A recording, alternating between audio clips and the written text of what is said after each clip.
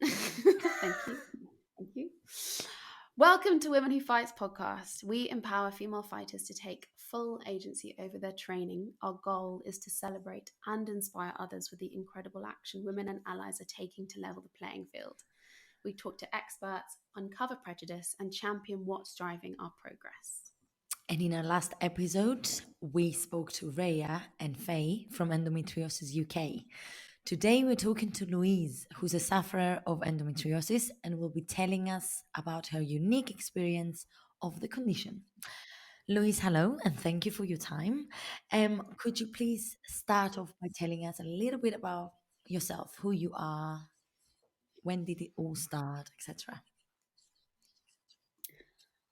Okay, I'm Louise. I'm from London, which is currently in the great tier 4 situation, which I'm sure a lot of people are suffering with. I'm not a woman who fights, but I know Marina through my boyfriend Sam, who does BJJ with her. So we've connected a little bit about this topic before, and I just thought it was really great to be able to kind of share my experiences and listen to other people's experiences as well. It was really interesting to hear the other lady's story on your podcast, and it's something that's really helped me through this journey is by listening to other people. So I definitely wanted to contribute to that. So I've had endometriosis officially for 4 years, but I've been suffering with it since I was 14. I'm 32 now, so it's been like the majority of my life has been suffering from this. So yeah, it's something that I'm really passionate to speak about. Amazing. Yeah, no, thank you so much for being here with us. And I had no clue. Can you tell us a little bit? Yeah, go on. Yeah. No, I know. It's I feel like it's something that is now, I'm seeing it in the media a lot. I don't know about you guys. I feel like it's coming up all the time, and I get sent messages a lot from my friends like, oh, it's just been on the news and I've seen this petition. So I think it's definitely coming more into the forefront. A lot of like more famous people are speaking out about it. For me, I know that Marina, you saw my post on Instagram that I did yesterday. Yeah, which was quite a big thing for me. Like I'm not, I always get kind of FOMO about talking about it, or not FOMO, it's not complete opposite. I always get a fear of oversharing rather than, I'll speak to my close friends and family about it, and they know what's going on. But other than that, I'm quite like guarded about it. So that was quite a big deal for me to post about that. And that's how. But that was so good because, yeah, I think that's really good to use social media to educate, because at the moment what we see is a perfect picture of everyone. Yeah. And it's so important to just tap on the things that are not often spoken about, I think. Yeah, for me, like a big reason that I did that post. It was just after I had surgery, by the way. Okay. So I did the post after my third surgery, and normally I wouldn't do that at all. It's normally just something I discuss with my friends. But because I think with women's health, and obviously particularly endometriosis for me, I've found that I've got so much information from like the online community and from forums and from Instagram and people posting about it. It's normally the opposite in that the internet kind of scares you more when it comes to health. But this, for me, I think it's really helped me so much. So that's why I wanted to contribute a little bit towards it instead of keeping it secret, because I think otherwise that just makes it harder for women, and it promotes the idea that you need to keep this to yourself, and it's why people don't get diagnosed. Do you know what scares me? the fact that I'm going, like I've been around to my friends saying, oh yeah, we had this episode about endometriosis, and they're like, what is endometriosis? And you're Yeah. thinking, wow, that's Yeah, bad. I know. And also I just want to say that endometriosis is not a rare thing. It's 1 in 10 women. So that's huge if you think about it. That's so many. And when I speak to people, when I did that post, there were women that I know, not close friends, but acquaintances who have been like, yeah, I've got this. Or there were close friends that I have that were like, oh, actually, my sister's got this. So it affects so many people that it's just crazy that it's not so well known and no one really knows what it is. And obviously, it's a weird disease, so it's going to be something that is hard to explain fully, and you're not going to understand it if you don't have it. So I understand that it can be difficult, but yeah, it's great that it's getting spoken about more. For me and also the audience who may not have seen your post, could you tell us a little bit about what you said? Yeah, so it was to kind of give like a brief explanation of my story with it. I had painful periods since I was 14. That's the kind of only way I can describe it. I can't remember when I was younger ever linking it to anything more, because you don't when you're that age. I just kind of thought that this was what a period was. There were times though when it got really bad and I could barely kind of get up some days, and I was like, this can't be normal.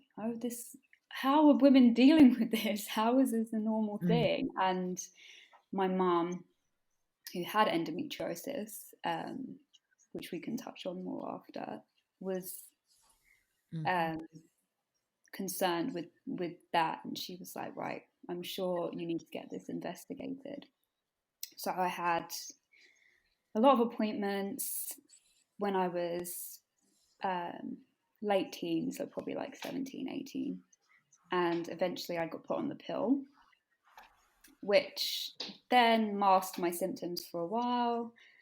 My periods were a lot lighter, which meant they were a lot less painful and a lot less intrusive in my life. And I kind of still got the pain, but I just let it go away for a while and just didn't concern myself with it until I reached my probably mid-20s, and then I started to get all sorts of other fun symptoms, like really chronic UTIs that were just awful, and I had to go to the A&E for that a couple of times. And things like mystery symptoms, like I would get really bad pelvic pain. I had really bad stomach problems. Once I had to go to A&E with my dad, I remember, because they thought I had really sharp pain and we thought it could be like appendicitis. We went and they were like, no, you're all fine. And that was kind of the like thing that I heard the most, oh yeah, there's nothing wrong. I had so many scans, so many things wrong, appointments, so many specialists, and I just thought maybe I'm making this up. But I really had to push for it. So you went to the hospital with acute. Sorry, you went to the hospital with acute pain. Yeah. Yeah. They thought it was appendicitis. No, They so didn't find anything, and they. Yeah, so I had this pain, and it was near where my appendix was, and it was just really bad stomach cramps, and I went to A&E, and yeah, I had scans, I had X-rays. They were like, yeah, there's nothing that we can see, so I had to leave, and I felt bad for that, because I thought that bad for my dad. I was like, what if I just look, being a hypochondriac? It looks like I'm making this up. So I thought, maybe there is nothing wrong with me. So it makes you doubt yourself. Like, you go a bit insane. Wow. But It's like yeah, you're gaslit. yeah, It's like no one's exactly. listening or understanding what you're saying. Yeah, so you do. I started to think, oh God, like maybe I'm just losing it. Like maybe I'm exaggerating. But yeah, after all of this, um, I eventually got referred to a gynecologist who scanned me, did an ultrasound. She said, I can't see anything, but I'm pretty sure that this is endometriosis from what you've described. And after another long wait, I then had a diagnostic surgery, which confirmed that I had endometriosis. So to answer your question, which is a long time ago before I started rambling on, my post was about having my third surgery and the symptoms that had led me to the surgery. So I wanted to kind of share something that I had Googled a lot when I was going through it, was what do people actually feel when they have it? I wanted to know what the symptoms were and how they related to endometriosis. And that was what my post was about. It was about my surgeries and about the symptoms that I felt and how they related to endo. Okay. Wow, it sounds like it kind of feels like you're quite alone. Well, it feels like you're alone because you haven't got I feel like you need like a support group. You need to go and have sit together and be like, okay, tell me about how you are, because this is my experience, because it's such an understudied condition. I mean, you say it's weird. I think you said it's a kind of a weird illness, but actually you could call every illness weird if you didn't know about it. Yeah, It just feels like something which is so underlooked into that it's. I mean, did you find much misinformation, or is there generally what you find quite helpful? It's hard. I think misinformation, I would say, is more when people call it, just a case of painful periods. I would say that's misinformation. There's a lot of stuff online about how to help it, but in reality, it is classified as an incurable disease. It's a chronic condition. So there are things that I find helpful, and there are things that I find not helpful about how to deal with it. So I don't know if I would call it misinformation. I think for every person that has endo has a different way of dealing with it. The things that I find helpful are hearing other people's stories. I read a lot before I had my surgeries about people that have had it and what to expect, what to bring with you. And that was really helpful because I think that, I don't know if doctors do this purposefully. I think it's just their way. My experiences with doctors have been that they're very vague. Obviously, to them, they're probably dealing with so many people that have this, but for you, it's this huge life-changing thing. And I think that's where it really filled in the gaps for me by dealing with forums and speaking to other people, is the things that the doctors don't tell you. So that's really helpful. Yeah. Yeah. Okay. So you've mentioned your symptoms a bit. You talked about how it's affecting your bladder and giving you UTIs and pelvic pain. What has the surgery done for you then? Because you say you've had 3 surgeries now. Is that normal? Yeah, I think within endo you can have surgeries all the time just because it can keep growing back. I know you had someone previously who explained endometriosis, so I don't want to go too into how it works and what it does, but obviously it keeps replicating the cells in your womb. So that means you can get growth on your organs, mostly your pelvic organs, but it can affect other organs like your lungs, in other areas of your body. For me, my surgeries, to kind of sum it up without going into too much boring detail, the first one was obviously diagnostic, but they then treated it endo at the same time. So they found lesions on my bladder, which was a big one for me because I'd had so many bladder problems. They found it on my appendix, which summed up my old A&E trip, and probably explained why I was in a lot of pain. They found it on my ovaries. They found it between my bladder and my uterus. I'm trying to remember. It was in a lot of places. And after that, it was a lot of a case of me trying to piece together, right, well, it's there, so that's what my symptoms were relating to. The bladder one for me has probably been the worst. I think it's been awful. I had a second surgery, which was last July, and in that one I had a scan on my bladder, and it showed endo on my bladder, which had never happened before. All my scans had always come back clear. So that for me was like, oh God, it's back again.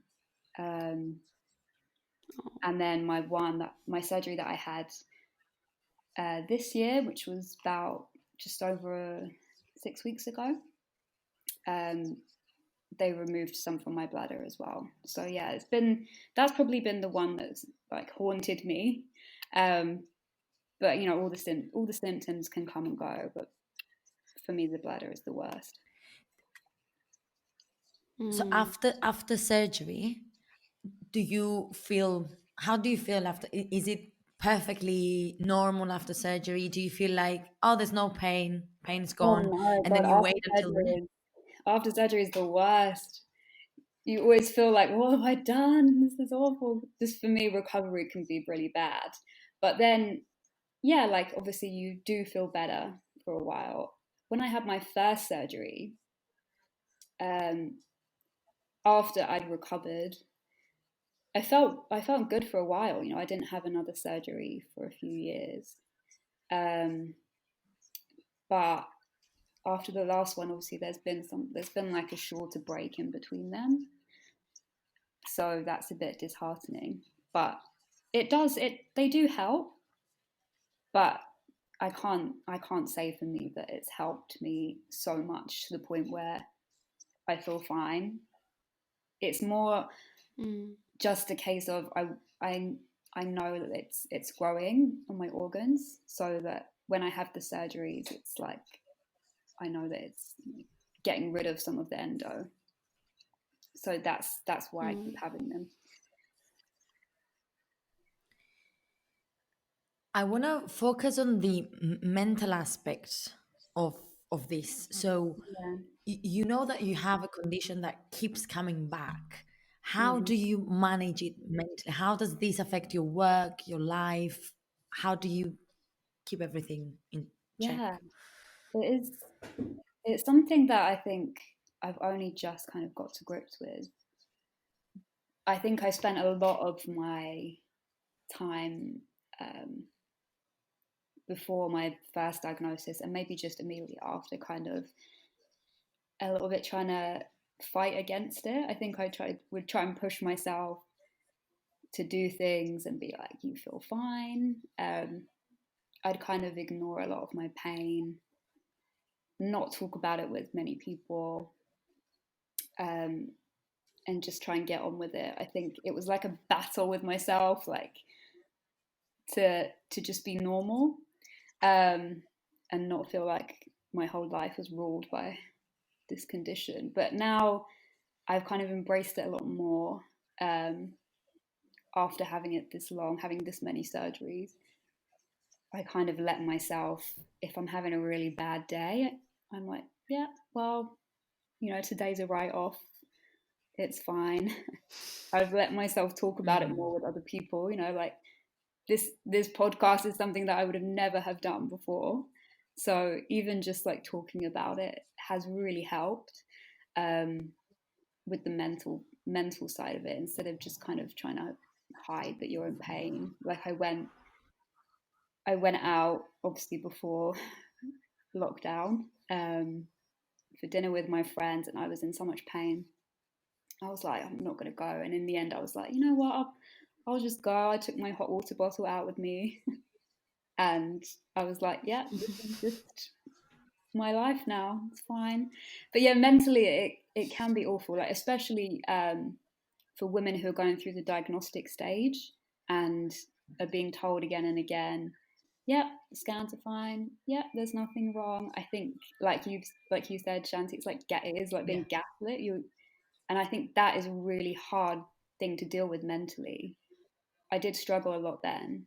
Even going into my first surgery, I was thinking, oh my God, like I was actually going into the operating thing and I thought, what if they don't find anything? And then I've just gone through all of this and, you know, what if there is nothing wrong with me? And I think that is something really hard for girls to deal with. That is why the long waiting period to be diagnosed is so stressful for so many people, because you just end up doubting yourself. When they told me, like when I woke up from surgery and they said, you've got endometriosis, we found it in all these areas, obviously, realistically, that's bad news. But for me, I was really happy because I was like, oh, like, yes, I'm not going insane. Right. I haven't lost my mind. So that's obviously not a normal reaction to being told you've got a chronic illness. But I've read other people that have felt the same. Like there's a singer called Halsey. She has it. And I remember she did a post and she was like, it was like the most bittersweet feeling. And I was like, yes, it's so true. Because although you've got a chronic illness and you have to deal with this now forever, at least you know why you've got this pain. It's like finally getting a diagnosis is like a win. Yeah. I feel like that idea of not being listened to and not being heard, so it's not being taken seriously for something when you're clearly in pain, it's sort of like it's just battered away. It's one of the most damaging things you can do for someone's mental health, because I think everyone's been gaslit to some degree in their life for one reason or another, seemingly women more maybe than men. Particularly in this situation. I mean, like I've had a lot of accounts of women just feeling like they're not listened to by their doctors at all. And it's particularly with stuff like periods, which are like, no, periods are painful. Like that is your lot. You have to do it. Like, and you feel very like, oh, what? So I'm alone. I have to just deal with this oh, cheers. Okay, cool. Like, what are you supposed to do? I literally hate it. And like one of the things that's hard is obviously talking about it. It doesn't happen as much now, but I remember when I was dealing with it like early on, and I had a manager at work who was like, oh well, yeah, you know, I get painful periods too, like I understand. And I wanted to be like, this isn't just my period, like this is my whole, like this is hurting me every day, you know. It was a lot of the time a thing that really affected me at work was trying to explain it to people I work with. And luckily I have had not so bad of an experience. Like I've had pretty decent employers where they haven't made a big deal out of it, but it is a really awkward thing. And my job, not so much now because it's changed quite a lot, but I worked in fashion and I did wardrobe styling. It was quite an active job. And I used to work in retail as well. So I was always on my feet. So that was something that it quite affected my job. I don't know if I wouldn't say held me back, but it probably made me take less risks with things like that. And I think it makes a lot of women's, well, for me, it made me stay in a job for a very long time that I wouldn't necessarily have stayed in just because they knew about my condition. They were understanding with it. I could get healthcare. I got time off for surgeries. So I ended up staying there for a while when normally I probably would have moved on to other things in that time. So I think that can be, it can be really hard to explain it to people. You don't want to seem like a problem, you don't, well, that's how I felt.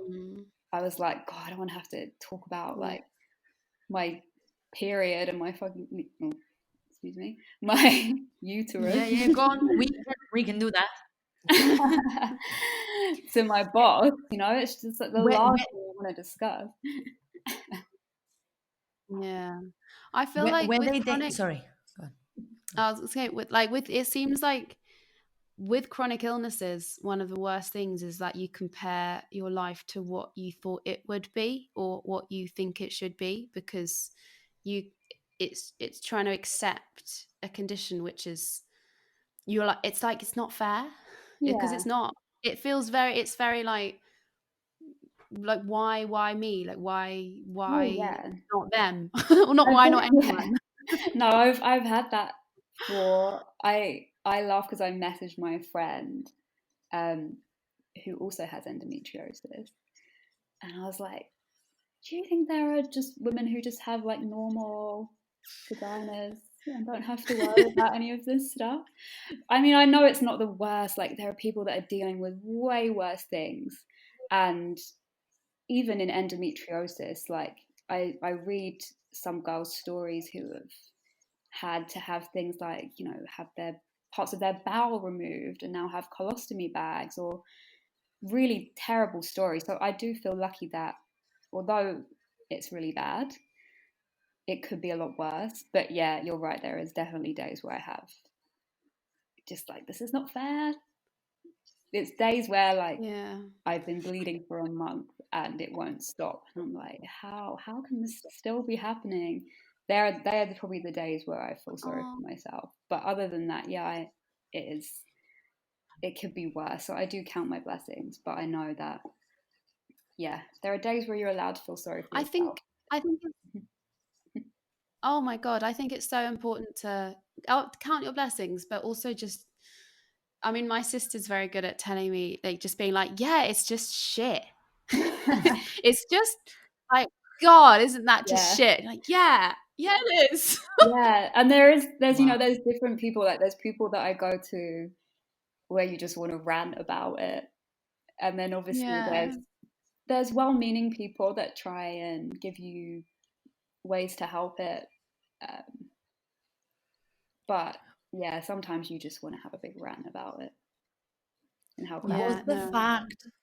Was the fact that your mother had endometriosis too helpful in you feeling like it's not something alienated? It's something that, it happens. My mom has it and she can tell me, what to do, how to feel. Honestly, like, my mom having it, I think, was probably the main reason that I pushed for diagnosis.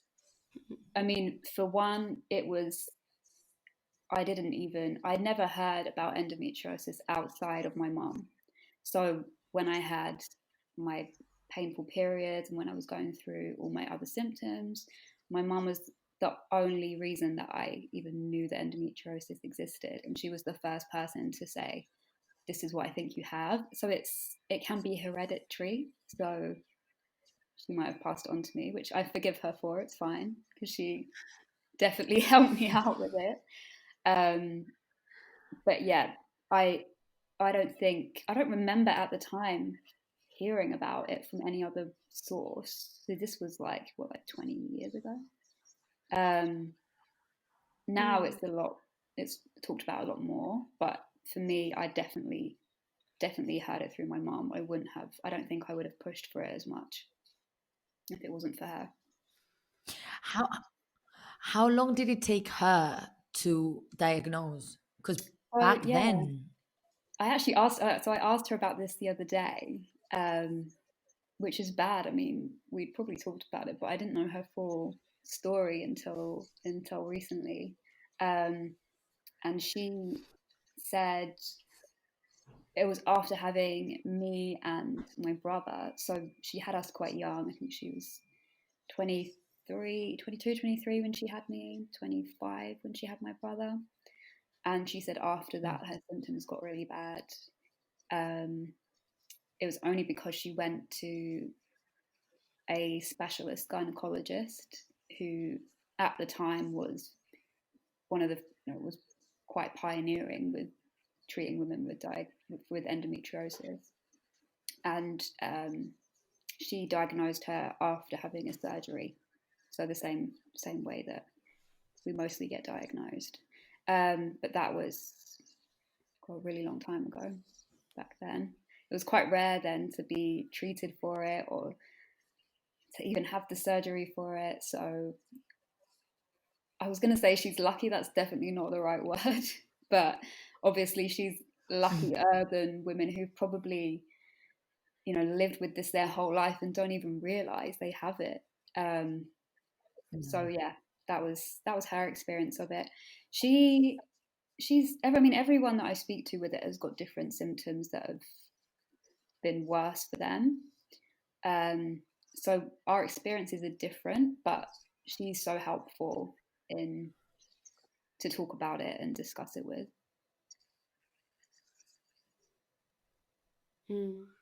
I think having the support of our mums are sort of our guides in life as women, and I think having a mum, it's so amazing that she got diagnosed. I don't know anyone of that generation who's been diagnosed. No, it is a rare thing, and so I think she said she didn't really suffer from it until after having kids, which is a myth buster for endo, because literally everyone always tells me, oh, when you have kids it'll stop, whereas actually, which I hate, that's a whole other story, but for my mum, that wasn't the case. She actually had it after having kids, but then she had an operation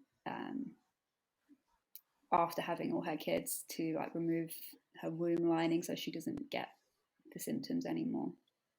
So that for her has now stopped her pain. So to remove her womb lining? Yeah, so oh my god, she's going to kill me for talking about this. It's I feel like I have no boundaries now with my own self. I forget when I talk about periods and wombs that actually people might be like, oh, but for me, I'm so used to talking about sorry, Mum. I'm sure she'll probably listen to this. So it's not a full hysterectomy. It's like it removes the lining of your womb. So obviously you can't have, you don't have periods anymore. So it's not a full hysterectomy to take you into full menopause, essentially. It doesn't take away your female organs, but it just takes the lining of your womb out, which should effectively stop endometriosis, because that is meant to be the root, that's where the problem lies, in your endometrium. But we don't know, it might still be affecting her in other ways. It's just not researched enough. But for her, that's stopped a lot of her symptoms. Wow. Who was her supporter, mental supporter back then? Probably my dad. Wow. I think my mum, her mum was probably helpful, but my mum lost her mum sadly quite young. I think probably my dad. I wanted to ask you, how was your relationship with your period when you were young? Because having all of these very, very painful periods, I recently, it's only because I met Shanti that I found the key to periods, and I started reading about period, and then I started understanding it. Back when I was a teenager, I was like, I hate this. Why do I even bother? I want to get over and done with it. What was your and what is your experience? Is this still the same? Oh yeah, no, I feel much more in tune with my body Tell us about now. that. I mean, when I was like 14, I didn't have a clue what was going on. But now I just feel like I've been through so much with it that I now, although I resent my body sometimes, I do try and take care of it a lot more than I did when I was younger. I look into things a lot more. I talk about it a lot more openly. I remember like when you were younger and you used to be scared to like, carry like a tampon to the bathroom. And now, I'm talking about this with people that's going to be broadcast to other people. So it definitely changes your attitude a lot more, I think, as you grow up. And I feel like, I think you guys probably like a similar age to me. I just don't remember talking about my period with anyone other than my mum when I was a kid. Like, I don't remember talking about it with my friends. Like, I just can't remember it being a thing. I remember it being like a bit of a secret. Did you? I went to a girls' school. Yeah, same. And we definitely used to just like, I think we used to like chuck tampons across the room. Just, it was very like, it was much more like, I don't know. I feel like a lot of the girls were they're just so relaxed. I remember one girl like getting out of class by just yelling at the teacher, I'm on my period, let me out. And he was like, okay. See, I remember that, but then I also remember teachers just not really like giving one about it. Like, I remember being in so much pain, and I was like, I can't do, and having to do like PE or like swimming and stuff, and having to explain it to your teacher. They were always horrible about it. They were never understanding, It was always like, oh, Even like to this day, when, because I'm a teacher, so when I talk about period, you see girls being like, no miss, that's don't talk about that. Miss, that's too much information. And you're like, you need to talk about that. Boys yeah. need to hear about that. Oh, I think definitely boys need. I mean, my poor like family. Like, I have three brothers. My dad and my boyfriend. They've probably heard so much about periods, and I remember actually I left like so after surgery they give you like pictures of your surgery of like your ovaries and like all things that have been taken pictures of. And I remember leaving them Frame them accidentally, on the wall. yeah, out on the side in my parents' house. And I remember my dad like gave it back to me and was probably like, oh God, like it's just pictures of ovaries lying around our house now. And there's literally no boundaries left. So I feel like, Full educational. yeah, it's been probably a massive education for them. It's, yeah, something that's becoming more talked about in our house. That's But good. I think that I feel like with periods, like either you've got one or you love someone who's got one. yeah. And chances are we all know people with, if 1 in 10 women have endometriosis, then everyone's going to know at least 1 or 2 women who have it. And it's like, I feel like it's all of, we need to all be there for each other. And the only way you can really understand something is by talking about it. And the tough thing is, it's up to people who have it to talk about it. And then it's up to everyone else to take an active interest and be like, yes, show me your scans of your ovaries. I want to see, I want to see what it is. And I think having these kinds of conversations exactly, I mean, that's why I wanted to do this, was because we want it to be more normal. Yeah, for Do sure. do you mind telling us about the battle with your health provider? And because you've mentioned when we first spoke about this class as a fertility treatment. Oh, Can yeah. you tell us about that? Because many people might fall into the same trap.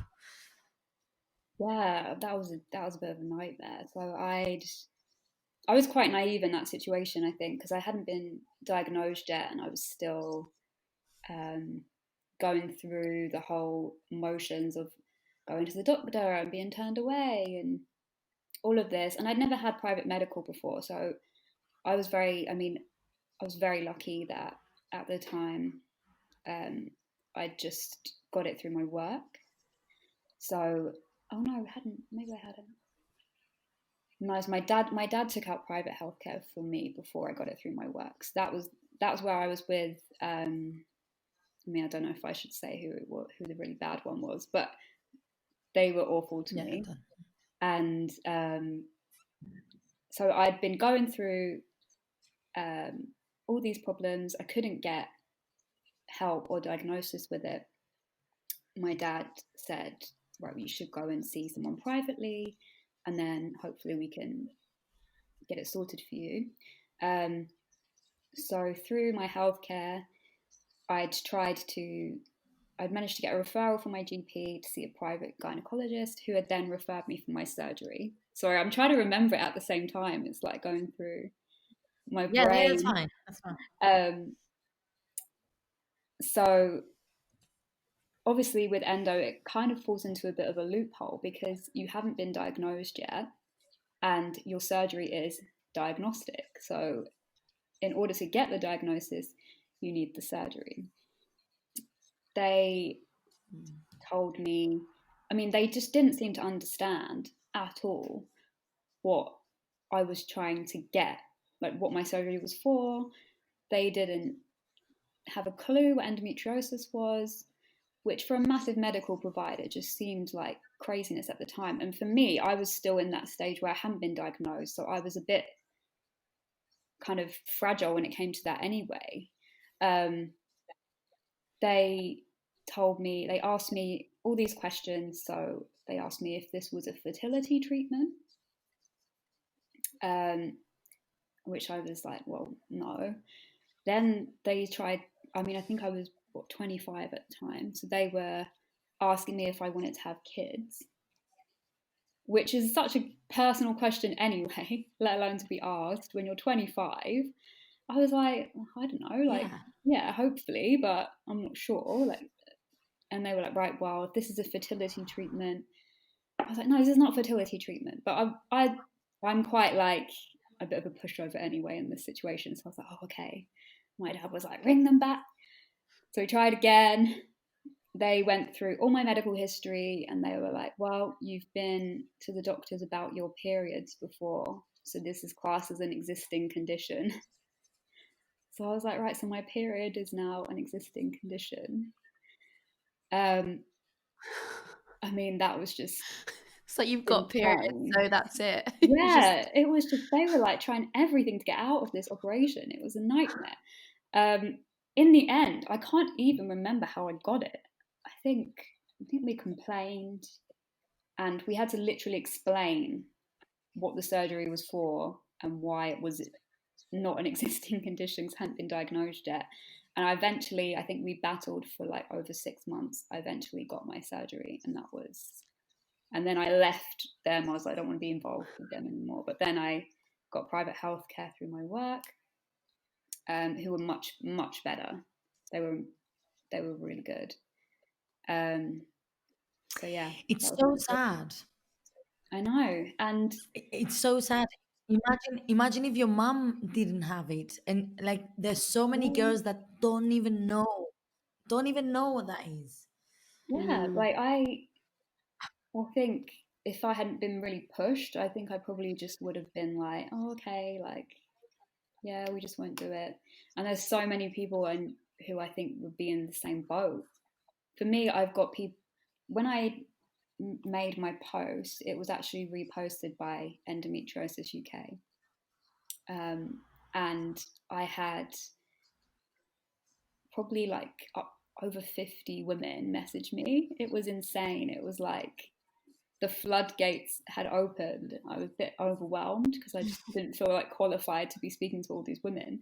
But I think they just wanted someone to talk to about it. And there were so many girls. Like one really stood out to me. She was like 19 and she was like, I've been to the doctors for years and I've got painful periods. They won't help me. Like I'm on a waiting list for a surgery, but the waiting list is 18 months. And it just shows you like how sad it is that all these women are going through all this pain and they're not being listened to, they're not being helped. I just don't understand it. I don't want to make this like a, gender political thing, but I just feel like if this was affecting But it is. everyone, would it be the same issues? Like I don't. It is. Yeah, it is. You can't deny it. More But money is spent. More money is spent on erectile dysfunction. yeah, I saw your post. I've seen that. It I've is. seen that before. I was like, oh, for God's sake. It is. Yeah, It it doesn't even is surprise gendered. me. I mean, like, huh? It doesn't even surprise me. Obviously, That's penis is that's more just important. that's the sad thing. Is like it is a gender thing. I mean, it's women have been so underrepresented in research forever. I mean, it was only in the 90s that I read. I'll find it so I can reference it. But I read that it was only in the 90s that women were actually really involved in trials, clinical trials for like general stuff, because men are the norm and women are the other, because we have cycles where we are different every day for a month. And then we repeat again, whereas men are the same. 2:00 on Monday, they'll be the same at 2:00 on Tuesday. Yeah. So it's like it's a bit and it's interesting, because I think then women, they just don't look into women's problems as well, because the people doing the research are men, and so we are innately interested in what we might suffer. Yeah. Like, that's quite a natural instinct. But then it means that if women are only recently doing more research, that just means that they're not looking into women's issues. Yeah. As like they should. I mean, oh. All right, can we pause? Because I've got a piano arriving. Great. So, thank you so much for your time today. We needed to hear all of that. Let's close with our last question. What are you fighting for? Oh, it's a hard thing. I think something I've learned a lot this year is definitely to fight for advocating for yourself. I think, especially endometriosis, it's super important to stand up for yourself, to push for better care for yourself, and yeah, to just know your body and know what's going on with you, because it's important. Thank you. Thank you so much, and thank you for your time. We needed to hear all this. We hope the best for you in the future, and let's hope 2021 is a better year. Oh God, please. It can only get better, hopefully. Great. Let's Have a hope. lovely day, Louise.